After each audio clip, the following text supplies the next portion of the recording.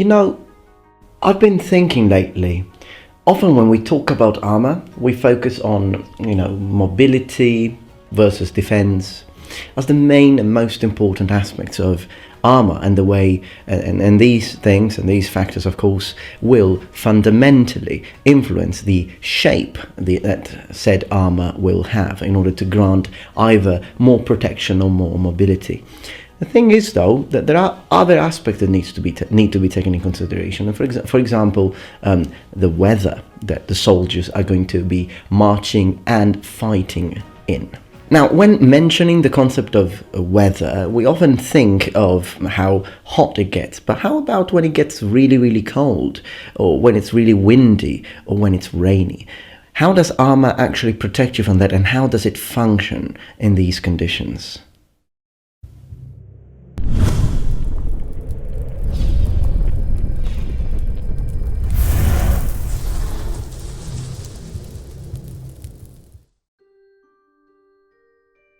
Hello number ones, welcome back to my channel. This is the Metatron speaking. So, before getting into the actual core of the matter, I'd like to mention to you a very interesting video that I think you might enjoy. You know that I'm Italian, you know that I'm from Sicily, but some of you, I think, would be interested to know a little bit more about Sicily, Sicilian comedy, Sicilian drama, and Sicilian culture. There is this channel that I find particularly interesting because it's a channel made by a friend of mine, but not because he's a friend of mine, but because, well, also because he's a friend of mine, but mostly because he's a really talented filmmaker, and his name is Giuseppe Piano.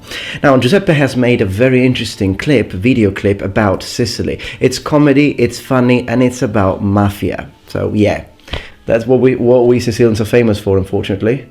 The spaghetti are good too in Sicily. Giuseppe, as I said, has studied filmography, he has studied in Rome, and he has worked with some really famous people here in Italy. But what's interesting about this clip is that it's very, very Sicilian. But let me show you what I'm talking about. Buongiorno carissimo. Buongiorno, certo. Ciao papà. Ciao. Ciao. Ciao.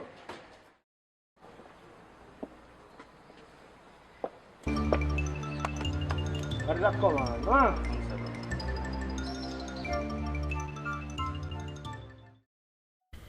Okay, so this was just a little bit of an anticipation. As you can see, you might think it's in Italian, but it's not. It's in Sicilian. It's fully filmed in Sicilian, using the Sicilian dialect. So it could be interesting both from a linguistic point of view, because you can see, if you already know a little bit of Romance languages, it could be interesting to see how much Sicilian you can actually understand. So if you're interested, please click the link in the description below. So the first condition that we're going to discuss today is hot weather, so heat. Now we know that ventilation is a big problem. The ability to breathe properly can be a dramatically important aspect for your functioning as a warrior and your ability to fight properly. Now we know that, for example, in the Middle Ages, one thing that they did with helmets was to add holes in order to allow more air to enter and allow you to breathe properly, because of course if everything is closed with plate, then it's going to become problematic to breathe properly. The air is not going to be able to change properly, and you won't be able to keep the helmet on for that long. And this is why when we see, for example, when we look at frogmouth helmets, most of the times they don't have a lot of space for breathing. Frog helmets develop from great helms, but they are more of a tournament kind of helmet. The one with the thickest plates protecting you would be a tournament helmet only, because you use it, you remove it. It's that sort of thing. You don't have to keep it on for that long. But if we look at the bassinet, for example, the idea of, or the invention of visors was there to allow you to actually open it without having to remove the entire thing, in order to get some fresh air and allow you to breathe. And if we look at many bassinets, what we find is that we will find more holes on one side instead of the other, it being the right side. Why? Because of course if you add holes into a plate, you will decrease significantly the efficacy of that plate at defending. So the reason why they chose to add more holes on the right side rather than on the left side is because most of the times you will be facing a right-handed opponent, which means that most of the times, again, statistically speaking, most of the attacks will come from your left side, meaning his rights, hence the idea of leaving as much intact plate as possible. As far as armouring concerned, now, a gambeson is already quite hot. As a matter of fact, today here it's quite cold and I'm rather comfortable wearing my gambeson. So of course in a cold weather situation it would be very nice to be wearing gambeson, but when it gets really hot and wearing a gambeson, I can assure you I've done this, when you remove it after what I'm going to say 30 minutes or an hour, I'm completely sweating. And this is the gambeson alone.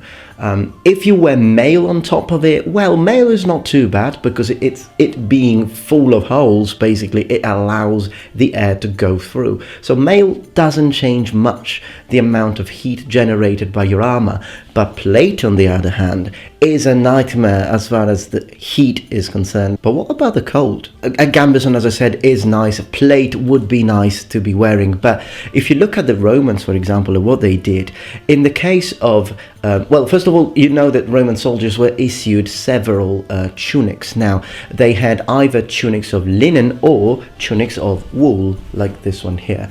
This would be warm, but depending on where you were stationed, where you were sent, this might not be enough. So one of the things that the Romans were issued with as well, which is something that not many people think of, is a cloak. So when you imagine the Romans marching, okay, because this image here is the image of Romans marching on a lovely spring morning, but it would definitely not be the image of Romans marching in winter in Germany or Britannia. In that case, we would have to imagine the Romans looking more like this. So wearing their cloaks and protecting themselves from the cold. I can't even fathom what it must have been like to be marching under heavy rain in Britannia. I mean, when I was in England, it was freaking cold. I mean, I'm a Sicilian and I'm not used to cold weather. So for me, what's freaking cold for me is probably fresh or cool for you if you come from either England, Scandinavia, North Dakota, or whatever place, Russia, where it gets really cold. But for me, yeah, Milan is already incredibly cold for me. So Sicily, yeah, it's cold for me today. It's always cold for me anyways. But another thing that the Romans did was indeed to start wearing trousers, because again it was getting cold there. And another thing they did, they would be wearing socks, because caligae are terrible against the cold. Okay, they are nice when it's warm and hot because they allow a lot of air to go through, and I love caligae. They're very comfortable to wear, but in those situations it would be a problem. And then another thing that they would do, they would use rabbit skin, for example, and they would put it inside the caligae, and they would create these wraps around the feet to keep them warm, and then they would be wearing those for a few weeks, perhaps even a month, a lot of time, and then they would just remove it and throw it away. And another thing they did was that whenever you had a tunic which was too worn out and you couldn't really wear it anymore, they would just cut it in pieces and make socks out of it. The Japanese also had an interesting approach to the cold and cold weather. Does samurai armor get warm? It does, but not as much. I have to say that I did wear samurai armor in basically all weather conditions, and it never really gets that hot. But on the other hand, when it's cold, it's cold. Like yesterday I made the video The Water Scroll by Miyamoto Musashi, and we filmed it in front of a lake called Lago di Piana degli Albanesi in Sicily, near Palermo.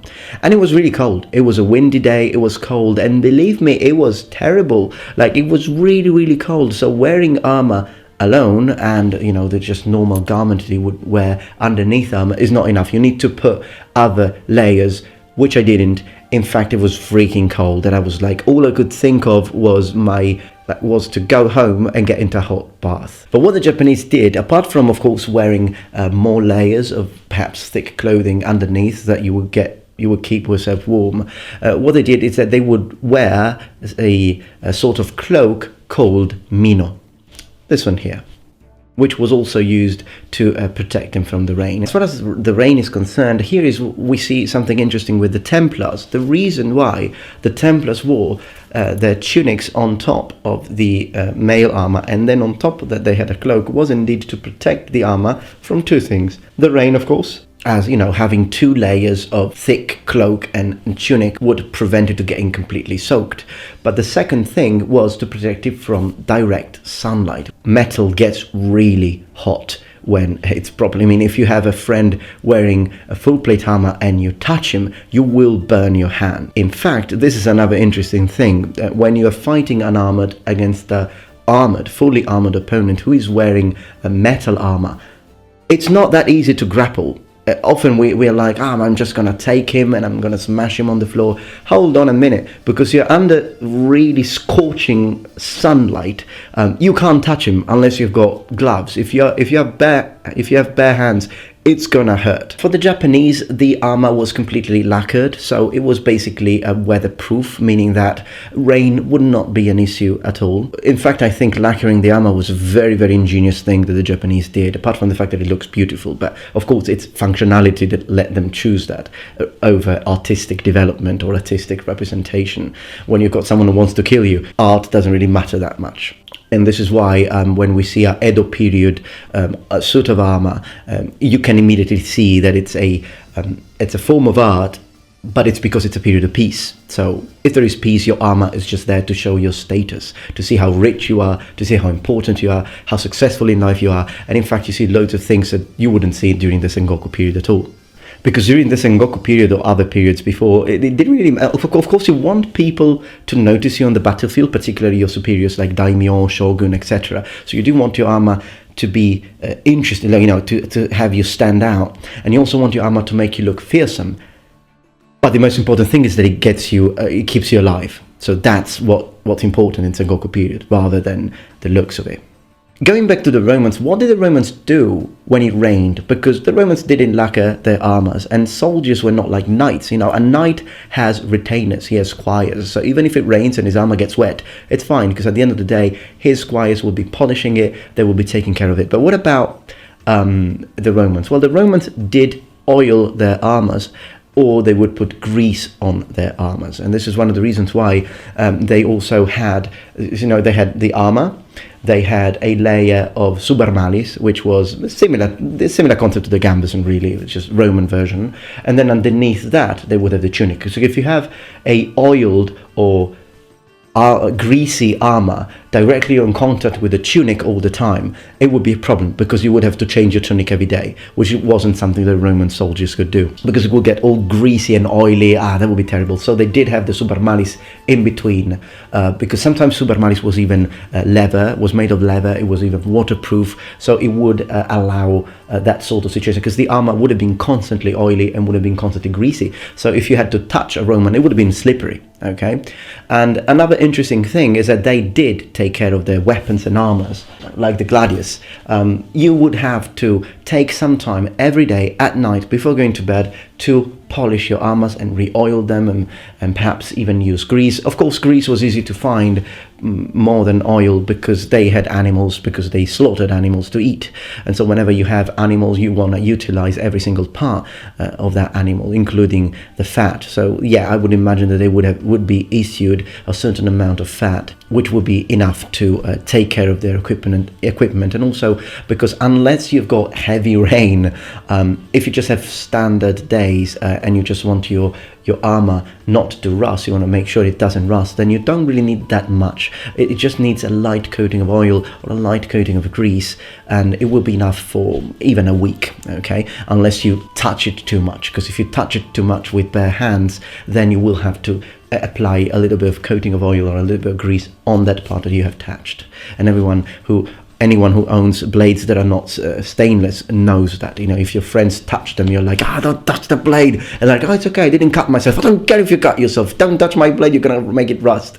So what we can learn from this discussion is armor had to face loads of different situations. It had to face hot weather, cold weather, and warriors did need to consider these things. We often, when we imagine warriors, combatants in Middle Ages, in ancient times, and in feudal times, we always just imagine the idea of fighting and perhaps a little bit of marching. But we never really stop and think, what about these everyday issues, like it's cold out there? What happens if I get a cold? Because if you're not properly warm, you will get a cold, you will get a fever, and that's going to make you a lot less effective in combat, and you don't want that to happen to your soldiers. Alright then, I hope that you enjoyed this video. If you did, please remember thumbs up and subscribe to my channel for more content from the Metatron. I will see you tomorrow for my next daily upload. And remember, the Metatron has spread his wings. Valete.